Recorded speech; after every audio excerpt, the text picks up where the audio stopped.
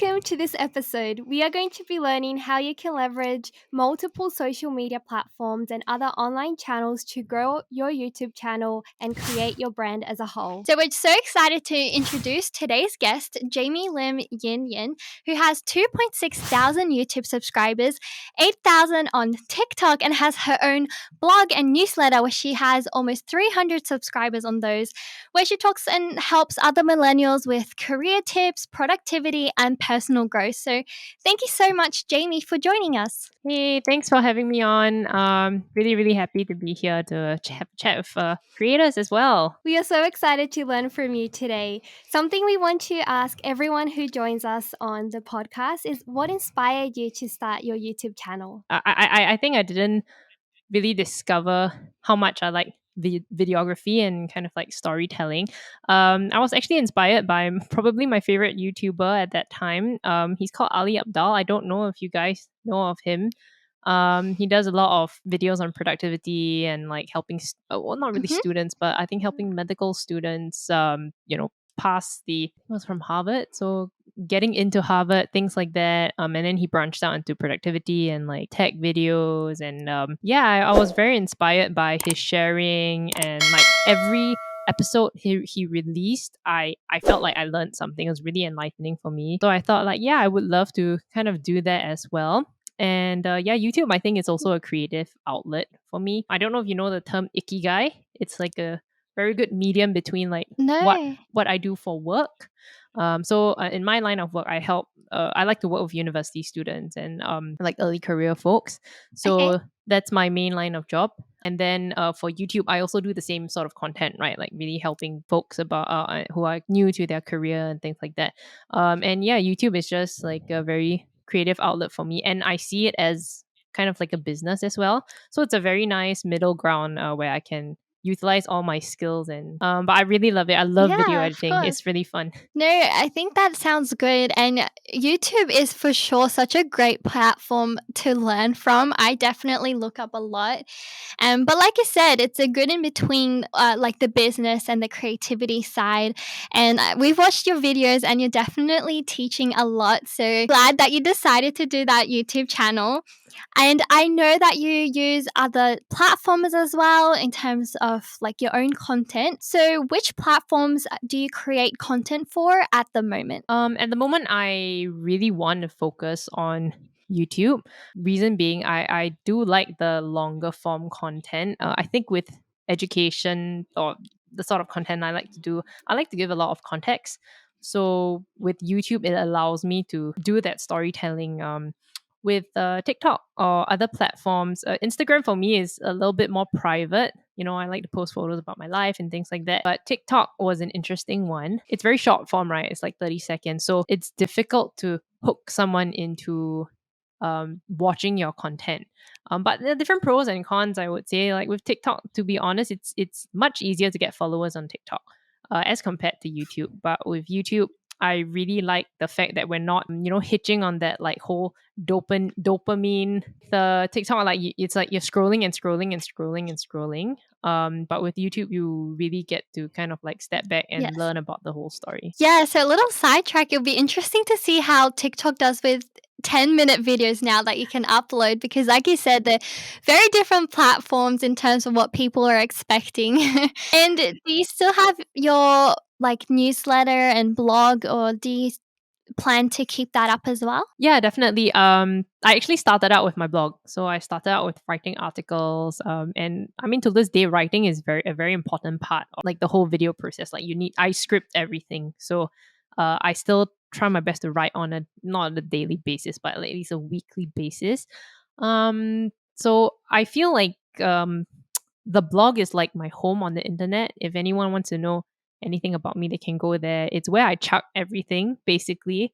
Like I was into some I'm into fitness, so I did some like infographics on fitness. Like everything I learned, I just kind of like left it there. I'm not doing that anymore, but why waste the stuff that I put effort into, right? So I just pretty much left it there. Newsletter, now I see it as a way to sort of disperse information or learnings that I've had over. I think now it's a month. I've made it a monthly newsletter. Initially, I started it as a weekly newsletter, and that was really really intense.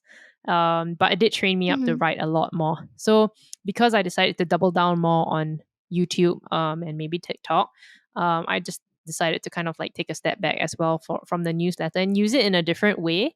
I still think it's great in terms of connecting with your followers or those who really want to know a bit more about you. But yeah, it's a good way to dispel that information as well. That's how I kind of view the newsletter. But I still love doing it. I think writing is very important. So that kind of forces me to sit down and write as well. Right. Oh, that's so good. Yeah, it's I don't know how you manage to have like all these platforms up and running. It really is incredible. And it's nice as well to hear how you can be really adaptable as a content creator. Some of the people listening, they might have started, like you did as a blog, and then maybe they want to transition into YouTube. So I do think that all the social media platforms can work together. This is probably a good time to say if you're listening, go check out Jamie's website, so jamielyy.com, where you can find more about her and learn all the amazing tips, or on YouTube, it's Jamie Lim Yin Yin. I wanted to ask you, Jamie, how do all the platforms work together? Do you post different content like for each platform, or is there anything that you can reuse across the platform? Yeah, I think I mean I started with the writing the article, so nothing too much, nothing I reposted too much on that. And then eventually I moved on to the newsletter, and then I thought the newsletter there's always like this portion at the beginning where I kind of write about a life lesson I learned about. I would repurpose that front portion as an article on the blog, so it doesn't look like super empty as well. So that's I think one way. More on the video side of things, I think when I started YouTube in 2019, I think TikTok wasn't really a thing at all. Or was it 2018? Okay, I kind of lost. I forgot when I started it because I did stop in the middle for a while. But when TikTok came along, I tried to do kind of like vertical videos as well. So with YouTube, the format is always horizontal, right? But for obviously for TikTok is more vertical. So I did try to repost some horizontal stuff onto TikTok, but it doesn't come out quite nicely as well. Nowadays, I just do a vertical video and I'll post it on YouTube as a short, and I'll post it on TikTok as a TikTok. I do a lot of I try to make sure it's kind of like tailored. So the shorts will have like, oh, subscribe to my YouTube and things like that, whereas the TikTok one has like all the TikTok logos and things like that. But it's very easy. I do that change in Final Cut Pro, which is the editing software I use to make those changes. It takes like 5 seconds. um so that's how I kind of repurpose the vertical videos. But in terms of the long form videos, I do want to try to repurpose some stuff. I have repurposed some stuff from I think one of my videos on like what are the top 5 mistakes on your resume. So I've cut that before, but again, it's because the content comes out in a horizontal form. And I know that TikTok kind of like discourages that. So uh it looks nicer in like a vertical video form. So I am trying to put in more effort to make sure it's like vertical. So I think you just need to know what kind of content you really want to put out. For me, like I will definitely still focus a lot more on YouTube because I feel that's where I can really add that value. But if you want to show like teasers or snippets, then I will be like, okay, that's kind of like post that to TikTok as well. I feel like the content on TikTok can be very simple things as well. Doesn't have you don't have to like you know show them extensively how do you like write a good resume. Like it's impossible to do that in TikTok. And yeah, lastly, actually I forgot to mention, because my target audience is they're like early working professionals or even working professionals. I talk a lot about work and job and culture and things like that. So I also actually repost a lot of things to LinkedIn, whether it's a YouTube video or whether it's a TikTok. I will still just post it to LinkedIn, and I'm trying to grow my following there as well. Three platforms I'm trying to grow is yeah, LinkedIn and TikTok and YouTube. It's funny that you mentioned LinkedIn because I actually found you through LinkedIn, which isn't like where you'd usually expect to find YouTubers. But, I found you on LinkedIn, then went on YouTube and I really liked your content. And then that's when I reached out. So that sort of segues to something I was really curious about is how do you use those platforms, like you said, TikTok or LinkedIn, to drive people to your YouTube channel and, ultimately like grow your YouTube channel? I think with LinkedIn, I know that this year they are really trying to focus a lot on creators. For Asia, Mhm. I think they're only focusing on India for now, but I do think because that is where primarily my target audience is, it's just a good place for me to really build that connection. And like, I think my TikTok video, the one why I posted on why I left TikTok, right? I think looking at YouTube analytics, a lot of the viewers came actually from LinkedIn. So I don't know if it would have done so well if I didn't repost it onto LinkedIn. With TikTok, I feel like my audience is a lot more, or rather how TikTok shows your content is really more to your local. For me, it's obviously more for Singapore. And if it does well in Singapore and then they push it out to the different regions in Singapore, and then only it makes it to like the international crowd. And for YouTube, I mean, I just try my best to do with like all the tags and the,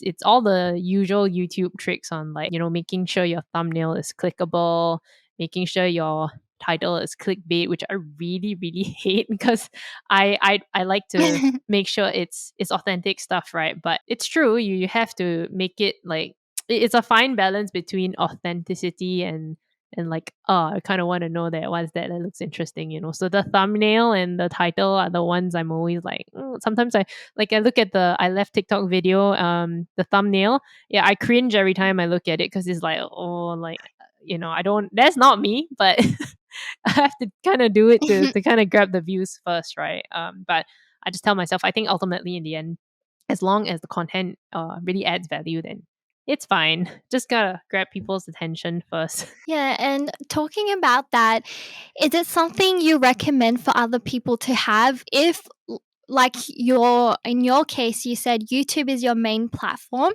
If someone is trying to grow YouTube as their main platform, would you recommend having other social media accounts to kind of add to it, or do you think they should just focus on YouTube? What's your advice? I think it really has to be a very, very fine balance. I think I may have burned out a little bit from just doing so many things at so many time. Like I think the main focus any creator should be doing is like creating the content, right? But once that is done, the marketing portion of it is equally as important, if not maybe a little bit more important as well. But I'm really, really lazy with marketing, but it is very, very important to do. So it's a balance. It's a balance. I would say at least I think it's about getting your content a certain quality first before you start wanting to disperse it out first, because there's only so many things you can learn at the start. Now for me, when I disperse that information or I repurpose that information, it's not so taxing. It was really taxing for me the last time. Now I have a system in place. I know what to do, and it's easier for me. But when it was at the start, it was really a nightmare because I had to focus on like creating good content, making sure I was consistent with it, and then kind of figure out, oh, where do I post? How do I post? Do I write the same thing? Do I write differently? Because every platform also takes information a little bit differently. For example, take TikTok, right? Because I edit in Final Cut Pro, and it looks great on YouTube. Like everything is cut out perfectly, but somehow when I export it to TikTok, it kind of expands out a little bit more. I don't know why. So every time I have to make Oh. sure it's like a little bit smaller. So everything is kind of caught in there. Sometimes I try my best to add in like captions as well, so people know what I'm talking about, because sometimes people don't listen with the volume on. So it's very small things like that you have to know. And now I know instinctively, I have to do this, I have to do this. But last time it was like, oh my goodness, there's so many things to do. It was really overwhelming. So I would say just start focusing on your content first. Figure out how can you get it to like a decent quality where you feel like, this is okay. I think more and more people will kind of watch. And then you can slowly start to explore like another platform, like maybe one at a time. If I ever grow super big, I would probably explore having a team to help me repurpose content, because it's a lot of work. Repurposing content is so much work. Like, No, I think, yeah, like you said, it can be a lot of work, especially if you are doing everything. If you're on YouTube, Instagram, LinkedIn, TikTok, if you have your own website, like that is a lot of work. And you did mention how at the start you felt a bit burnt out. And one of the things you do talk a lot about is productivity tips and, organization tips. So, what's something that you found really helps you in terms of creating all this content and having a plan and not feeling burnt out? yes, absolutely. I batch create. The biggest inertia I have is probably with scripting and with filming, because I don't have like a set up area where I can just press record and that's done, right? So I always need to move this, move that, move the camera in place, blah blah blah, that sort of thing. So um, that is really really my biggest pain point. When I can, I just try my best to batch shoot as much as possible. I would actually be more comfortable with like maybe 3 or 4 batches in advance, because also editing takes a fair bit of my time, right? I love editing. Like it brings me a lot of joy to edit and like putting in little like sound effects and things like that. But it's also very time consuming. So batching, definitely. If I could do that more, if I had more time to film a little bit more and script a little bit more, I would definitely recommend that. Another thing that helped me was I use Notion as well. And I think if you look at all those bigger creators, they even have like Notion templates that you can follow. But basically, I use Notion to organize a lot of things. I have like a tab called content creation. I have content schedule. So I don't know if you know what a Kanban view is, but basically it's like the different statuses. So it can be like one status is just my random thoughts, right? On like there's no status yet, it's just an idea. And then I have statuses like, okay, this is planned, this is I'm kind of writing this.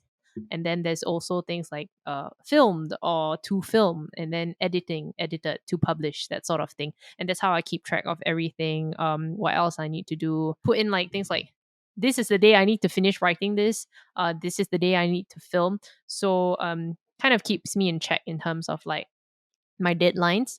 And speaking about burnout, I really tried to do like one YouTube video a week, and I think that really, really burnt me out, because I put a lot of pressure on myself to be like super consistent, right? So how I kind of battle with that is now I just tell myself, okay, let's do one YouTube video every 2 weeks, so it's not so taxing on me, because I'm also working full time, right?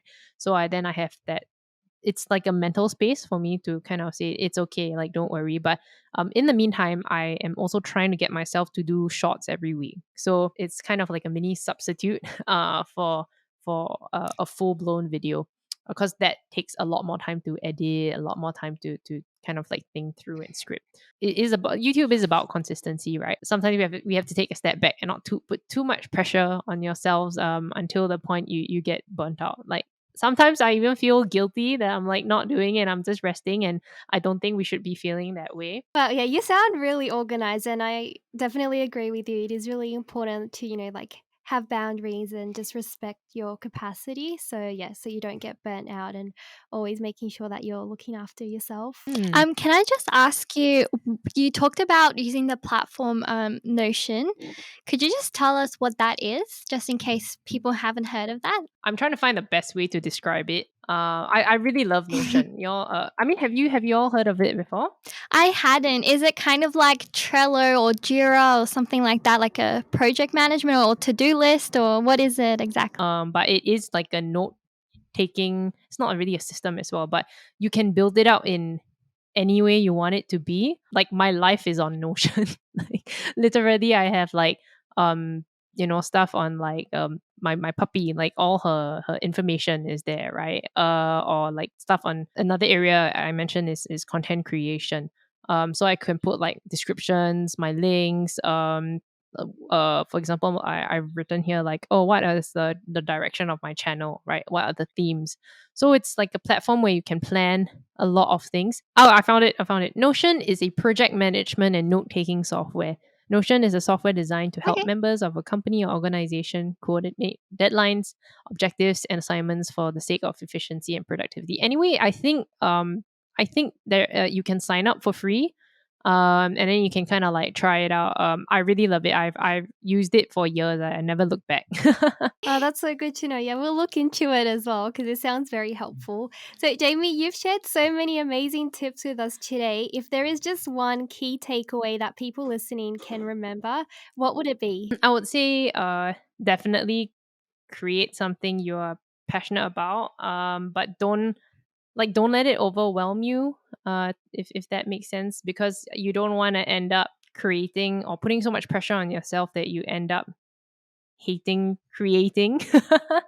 Yeah, don't put so much pressure on yourself. I feel like a lot of creators, like they just tend to put a lot of pressure on themselves, and in the end it kind of backfires on them. Like me, I ended up burning out. I stopped doing YouTube for a while, and when I stopped, I felt like this is gonna sound so dramatic, but like there was this kind of like little bit of emptiness inside of me. I was like, why am I feeling so like unsettled?